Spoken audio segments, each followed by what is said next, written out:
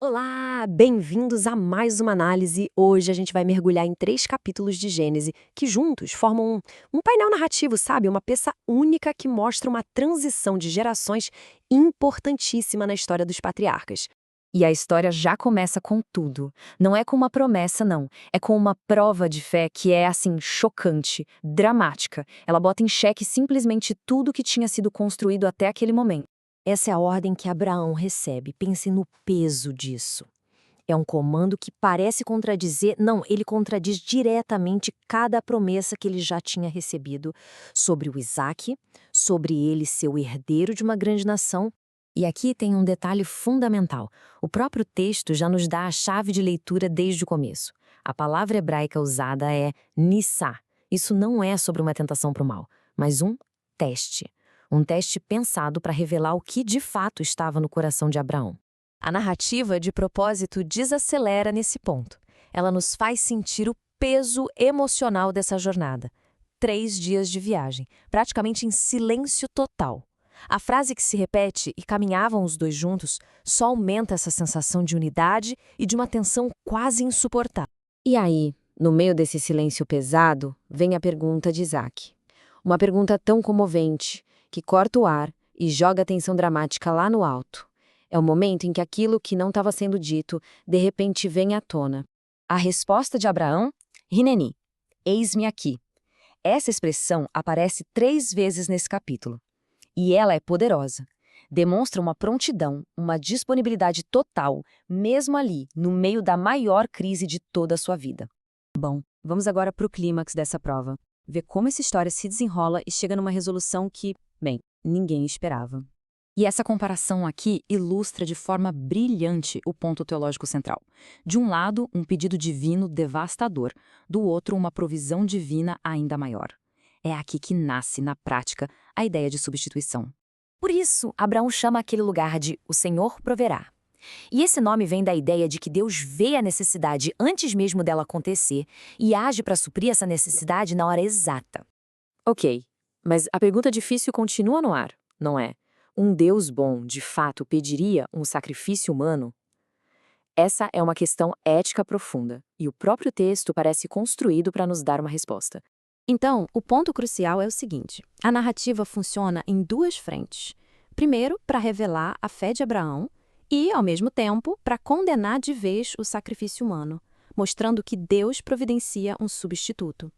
É uma forma de dizer: o Deus de Abraão não é como os ídolos que pedem sangue. Agora, o ritmo da história muda completamente. A gente sai daquela tensão altíssima na montanha e aterrissa num assunto bem mais terreno. Uma questão solene, quase jurídica ali nas planícies. Com a morte de Sara, o foco de Abraão muda. Ele precisa garantir um lugar permanente para o sepultamento dela. É um ato de fé, só que agora com os pés bem fincados no chão. E ele faz questão de pagar o preço cheio, um preço até exorbitante, pela caverna de Macpela. Para quê? Para ter um título de propriedade legal indiscutível. Ele não queria dever favores a ninguém. E pensem no simbolismo disso. A primeira propriedade da família na Terra Prometida não é um palácio, é um túmulo. É um ato de esperança profundo. Ao enterrar Sara ali, ele está, de certa forma, ancorando o futuro da sua família naquela terra que Deus tinha prometido. Certo. Com o passado honrado, agora o foco se vira totalmente para o futuro. É preciso assegurar a continuidade da promessa através da próxima geração. E para isso, Abraão dá uma missão crítica para o seu servo de maior confiança.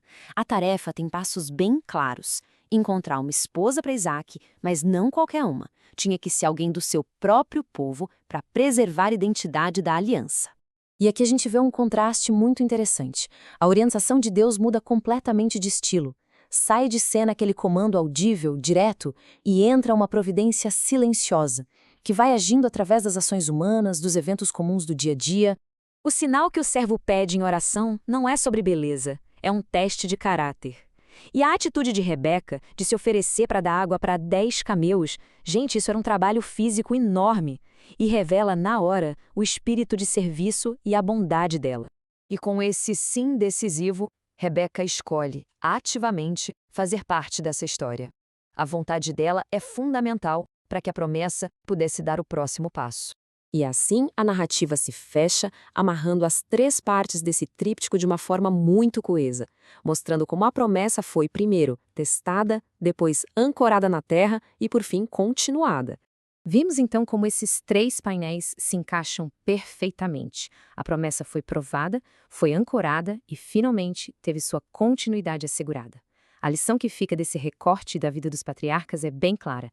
Deus proveu o cordeiro, garante a terra e prepara a noiva para assegurar o futuro. Essa narrativa toda sugere que a providência age das 2 formas.